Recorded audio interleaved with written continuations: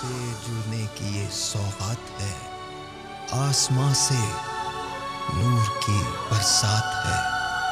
या नूर, या नूर, या Noor. Welcome back. We've got doctor Taha with us. अस्सलाम वालेकुम डॉक्टर साहब, कैसे हैं आप? ठीक हैं? वालेकुम अस्सलाम। रमज़ान में कैसे कोप करना है, जहनी सेहत कैसे सही रखनी है? कोविड का दौर है, बड़ा मुश्किल वक्त है। आप इनको कॉल भी कर सकते हैं, इनसे मिल भी सकते हैं, और किस तरह से हम कर सकते हैं इसके बारे में भी हम बात करेंगे।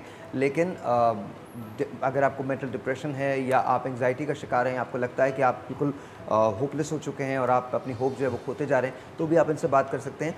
So let's start with you sir. आपकी एक वीडियो भी है जो जैसी कन्वर्ट होती है तो उसके बाद हम वो दिखाएंगे, बट डू टेल मी कि किस तरह से हम रमज़ान में अपनी स्पिरिट्स को आप रख सकते हैं। तो साहिर, इस साल रमज़ान थोड़ा टफ़ भी है, बहुत मुश्किल कोविड की वजह से भी।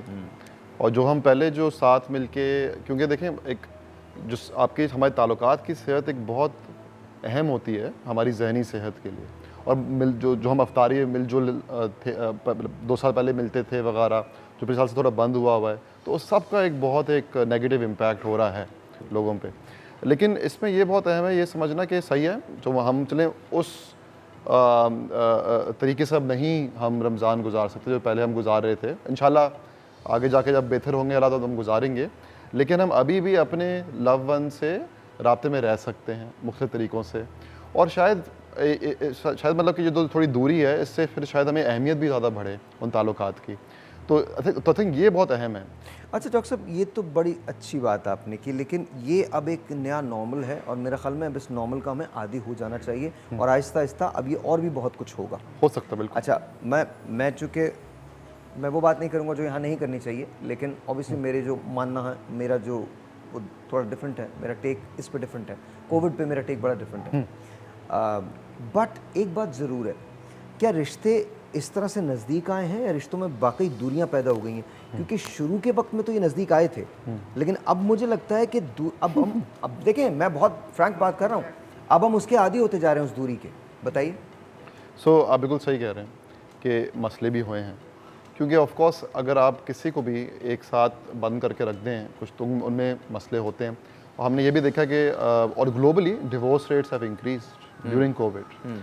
डोमेस्टिक वायलेंस बढ़ा है, घरेलू तशद्दुद बढ़ी है, बच्चों पे अजियत लोगों को, क्योंकि जाहिर सी बात है इतनी टेंशन है, माशी मसाइल इतने मसाइल हैं। तो जब टेंशन की बंदा इंसान कैफियत में होता है तो सबसे पहले वो टेंशन निकलती है गुस्से से, और गुस्से से अपने जो अजीज़ हैं उन पर निकलती है। तो आप बिल्कुल सही कह रहे हैं। तो इस तरह के मसले, और प्लस रमज़ान में अब एक तो आपको हाइपोग्लाइसीमिया भी हुआ है, और फिर तो उसकी वजह से और लोगों को गुस्सा आता है। तो हाँ, तो इस तरह के मसले तो बढ़े हैं, बिल्कुल सही कह रहे हैं। अच्छा, तो बताइए कोप कैसे किया जाए? अब देखिए, सबसे पहले एक आपको ये सबसे पहले तो पहचानना है। फर्स्ट स्टेप होता है पहचानना। क्या पहचानना कि आप क्या महसूस कर रहे हैं।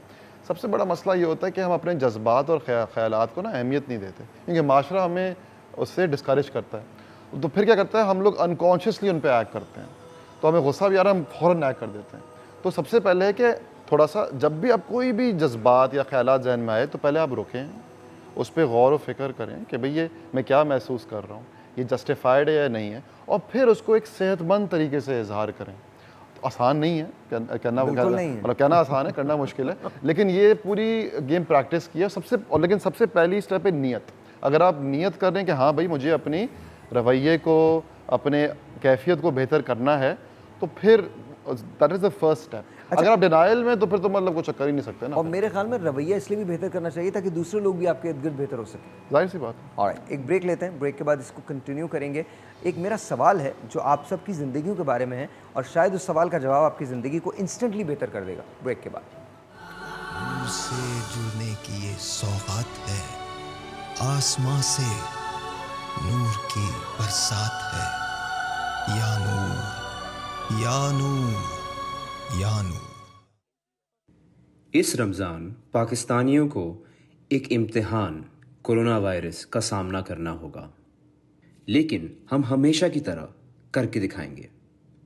रमज़ान में इबादत के साथ साथ हम दूसरों का ख्याल रखेंगे, हम राशन बांटेंगे, हम ज़कात भी देंगे, हम अपने बुज़ुर्गों का ख्याल रखेंगे और एक बेहतर इंसान बनने की कोशिश करेंगे।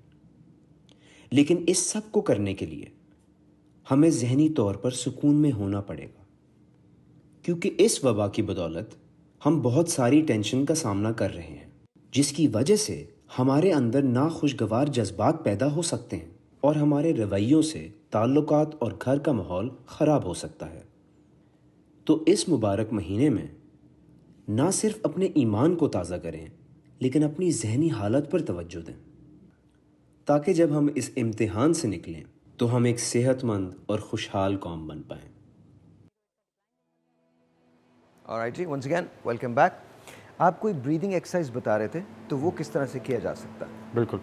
तो जब आपको टेंशन हो या एंजाइटी हो या मायूसी हो, तो बेस्ट तरीका तो ये होता है किसी से इजहार करके दिल हल्का करना। लेकिन कभी कभी हमारी ज़िंदगी में ऐसे लोग नहीं होते जिनसे हम अपना दिल खोल के इजहार कर पाएँ, तो तब ये एक सांस की वर्जिश है, तो इसको करने से बहुत बेहतरी आ सकती है। ये मैं डेमोन्स्ट्रेट करूँ, आप साथ करेंगे मेरे? ओके, ज़बरदस्त। तो पता नहीं मुझसे इस हो पाएगा वर्जिश के लिए आराम से बैठ, ठीक है, बैठ गए। अगर आप ज़मीन पे बैठे हुए हैं ज़मीन पे बैठे रहें, अगर आप कुर्सी पे बैठे हैं कुर्सी पे बैठ जाएं, सोफे पे बैठे हैं सोफे पे बैठ जाएं। अपनी आंखें बंद करनी है तो बंद कर लें, अगर बंद नहीं करनी तो ज़मीन की तरफ देखना शुरू कर दीजिए। अपने पाँव को ज़मीन पे महसूस कीजिए, अपने हाथों को घुटनों पे महसूस कीजिए, अपनी पीठ को कुर्सी या सोफे या ज़मीन पे महसूस कीजिए। अब अपनी तवज्जो अपनी सांस पे ले आएं। लंबी गहरी सांसें लेना शुरू कर दें।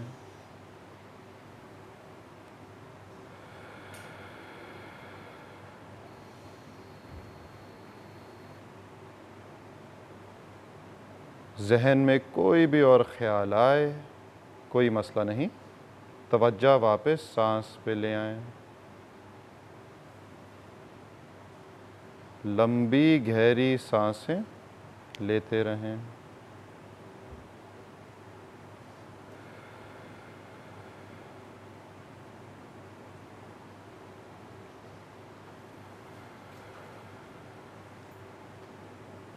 और जब भी दिल चाहे आंखें खोल लें और वापस हाल में आ जाएं। ओके, ये कितनी देर करना है? जब आप महसूस करें कि अब आपके ख्यालात डोमिनेट करें तब रोक दें।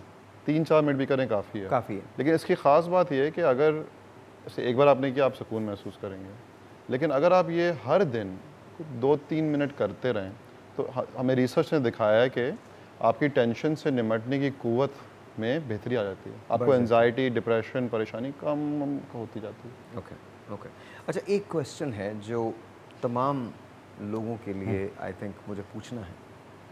हम में से अक्सर लोग परेशान रहते हैं कि अब क्या होगा। ये अब क्या होगा ना, वो बड़ा कमाल है। इसको कैसे ओवरकम किया जाता है? साहिर, एक हज़रत उमर रज़ियल्लाहु अन्हु का कॉल है कि जितनी भी आप में रिग्रेट हो उससे माजी तब्दील नहीं हो सकता, और जितनी आप परेशान हो उससे मुस्तकबिल तब्दील नहीं हो सकता। तो मसला ये होता है कि अमूमन क्या होता है कि जब हम लोग हाल में नहीं होते, हम या तो माजी में होते हैं या फिर हम मुस्तकबिल में होते हैं। तो उससे क्या होता है कि हम फिर अपने हाल जो हमारे दायरे इख्तियार में है वो हाल है, तो उस पर हम तवज्जो नहीं दे पाते, और फिर हम ना तो हमारा मुस्तकबिल बेहतर हो पाता है, फिर माजी भी हमारा ख़राब होता है। तो एक तो इस चीज़ को समझना है। फिर क्या है कि अमूमन क्या होता है, सबसे जो कॉमन मसला होता है ना, ज़हनी मसला, वो होता है हमारे ख़यालात हमारे कंट्रोल में नहीं रहते। हमारा ख्याल कभी इस पे कभी इस पे कभी इस पे, और इसको शेख इब्न अरबी कहते थे डिस्पर्शन, कि हमारे ख्यालात हर जगह फैले हुए होते रहते हैं। तो अब ये जो मैंने आपको वर्जिश सिखाई है ना, तो ये एक समझ लें ये एक सेकुलर वर्जिश है जो निकली है मज़ाहिब से, जो हमारे इस्लाम में होता है मुराकबा, तो उसी से फिर ये वेस्ट ने, और फिर बुद्धिज़्म में होता है, मुख्तलिफ मज़ाहिब में होता है, इसी से वेस्ट ने फिर ये निकाल के उसको माइंडफुलनेस मेडिटेशन कह के हमें अब बेच रहे हैं। लेकिन हमारे अपने इवन क्रिश्चियनिटी में भी हाँ, हर दुनिया मज़हब में, तमाम मज़हब में, लेकिन हमारी अपनी हमारे मज़हब और सकाफ़त में ऑलरेडी हैं ये टूल्स। तो ज़िक्र, अस्कार और मुराकबा, इससे हम अपने ख़यालात पे कंट्रोल। अच्छा, हम एक काम करेंगे, इसको यहीं से शुरू करेंगे अगले थर्सडे को जी। यहीं से हम मुराकबे से शुरू करेंगे, अस्कार से शुरू करेंगे। But I just want to say thank you, बहुत बहुत शुक्रिया for being here, and you remember your promise, you know morning shows के अंदर आप आएंगे एवरी वीक इंशाल्लाह। ब्रेक जी, मिलते हैं ब्रेक के बाद, we will be right back. Noor से जुड़ने की ये सौगात है, आसमां से नूर की बरसात है।